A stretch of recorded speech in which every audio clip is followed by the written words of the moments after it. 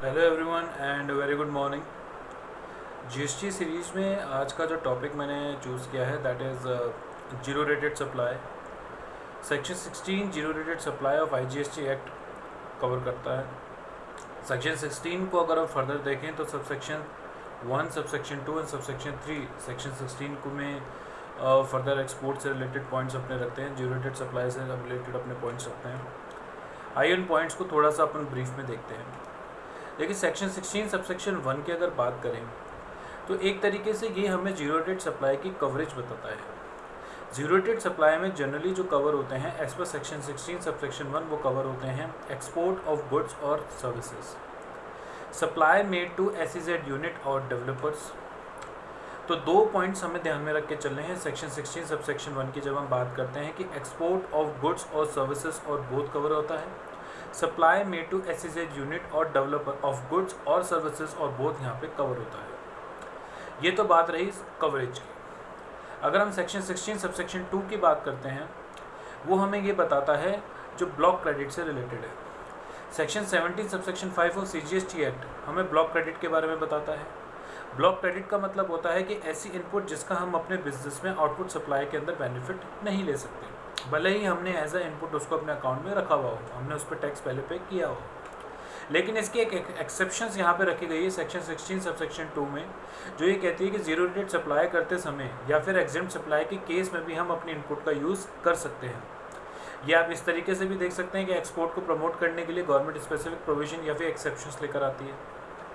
Section 16 subsection 3 की अगर हम बात करें, देखिए हम जानते हैं कि एक्सपोर्ट दो तरीके से होता है, या तो आप लेटर ऑफ अंडरटेकिंग के साथ अपने एक्सपोर्ट्स को सप्लाई को रख सकते हैं, या फिर आप आईजीएसटी टैक्स का पेमेंट करके अपनी एक्सपोर्ट सप्लाई कर सकते हैं।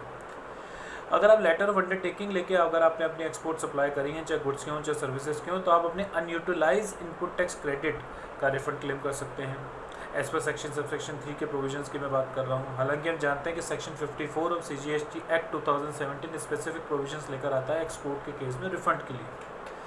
अगर हम बात करें कि आप एक्सपोर्ट करते हैं आईजीएसटी का टैक्स का पेमेंट करके, तो वहाँ पर आपने सप्लाई के समय जो आईजीएसटी टैक्स का पेमेंट करा है आप उसका रिफंड क्लेम कर सकते हैं।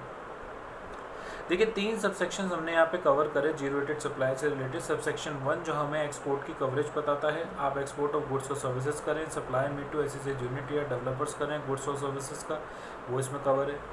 सबसेक्शन 2 की बात करें तो ये बताता है कि इवन आपकी सेक्शन 17 सबसेक्शन 5 को ओवररूल करते हुए हमने यहाँ पे एग्जेम्प्ट सप्लाई के केस में और जीरो रेटेड सप्लाई के केस में आपको इनपुट अवेल करने का बेनिफिट दिया है। सेक्शन 17 सबसेक्शन 3 की अगर हम बात करें तो ये बताता है कि आप एलयूटी के साथ में अगर सप्लाई करते हैं एक्सपोर्ट की तो आप अनयूटिलाइज इनपुट टैक्स क्रेडिट का रिफंड क्लेम कर सकते हैं, और अगर आपने आईजीएसटी के टैक्स का पेमेंट करके अपनी एक्सपोर्ट सप्लाईज करी हैं तो आप आईजीएसटी टैक्स को रिकवर कर सकते हैं। ये तो बात हुई 3 सबसेक्शंस की। हालांकि रिफंड के लिए section 54 of CGST act specific provisions govern करता है, जो हमें वहाँ पर स्पेसिफिक प्रोविजंस रिफंड के लेकर बताता है। रिफंड के लिए क्या फॉर्मूला अप्लाई होगा, नेट आईटीसी क्या होगी, एडजस्टेड टर्नओवर की डेफिनेशंस क्या हैं, एक्सपोर्ट के टर्नओवर्स में गुड्स और सर्विसेज में हमें क्या क्या रखना है, वो चीज़ें हमें वहाँ पर क्लैरिफाई करता है। देखिए एक छोटा सा क्वेश्चन यहाँ पे निकल कर आता है, और वो ये कि क्या हमें एलयूटी के साथ में एक्सपोर्ट सप्लाई करनी चाहिए या फिर हमें आईजीएसटी टैक्स का पेमेंट करके अपनी एक्सपोर्ट सप्लाई करनी चाहिए। देखिए मैं जनरली प्रेफर करूँगा कि आप एक्सपोर्ट सप्लाई अगर करते हैं तो आईजीएसटी टैक्स का पेमेंट करके करें। रीज़न क्या है, देखिए जब तक आपका रिफंड नहीं बनता है तब तक तो आप एलयूटी के साथ करें चाहे आईजीएसटी के साथ करें, ये आपकी एक पर्सनल चॉइस या परसेप्शन हो सकता है। लेकिन जब बात रिफंड की आती है तो जब आप आईजीएसटी टैक्स का पेमेंट करके अपनी एक्सपोर्ट सप्लाईज करते हैं तो आपका रिफंड जल्दी भी आएगा और ऑटोमेटिक मैनर में भी आएगा। जैसा कि मैंने बोला कि आईजीएसटी टैक्स का पेमेंट करके जब आप एक्सपोर्ट सप्लाई करते हैं तो आप आईजीएसटी जो आपने सप्लाई पे करा है आप उसका रिफंड क्लेम कर सकते हैं। उस रिफंड को क्लेम करने के लिए आपको कुछ मैनुअल एफर्ट्स लगाने की ज़रूरत नहीं है, डिपार्टमेंट्स के चक्कर लगाने की ज़रूरत नहीं है। बेसिक 3 कंडीशंस होती हैं कि आपने अपनी जीएसटीआर 1 फाइल करी हो, जीएसटीआर 3 भी फाइल करी हो, आपने शिपिंग बिल फाइल करा हो एक्सपोर्ट करते समय, जो कि एक मैंडेटरी रिक्वायरमेंट है। जैसे ही आप अपना शिपिंग बिल फाइल करते हैं आप अपने जीएसटीआर 1 के अंदर, चाहे वो टेबल 3 हो चाहे जीएसटीआर 3 में टेबल 6 हो, आपका रिफंड ऑटोमेटिक मैनर में आपके अकाउंट में आता है।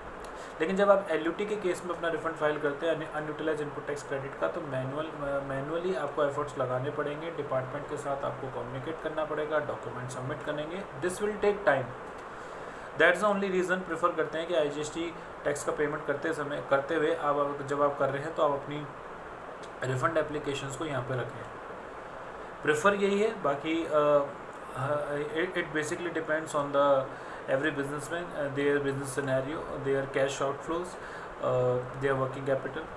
सो आज के वीडियो में मैं यही पॉइंट्स आपके सामने एक्सपोर्ट से रिलेटेड रखना चाहता था। एट दी एंड मेरा वीडियो अगर आपको पसंद आ रहा है तो आप लाइक करें, कमेंट बॉक्स में कोई क्वेश्चन है तो वो रखें, चैनल को सब्सक्राइब करें। जल्दी ही दूसरे वीडियो के साथ मैं आपके सामने फिर अपने पॉइंट्स रखूँगा।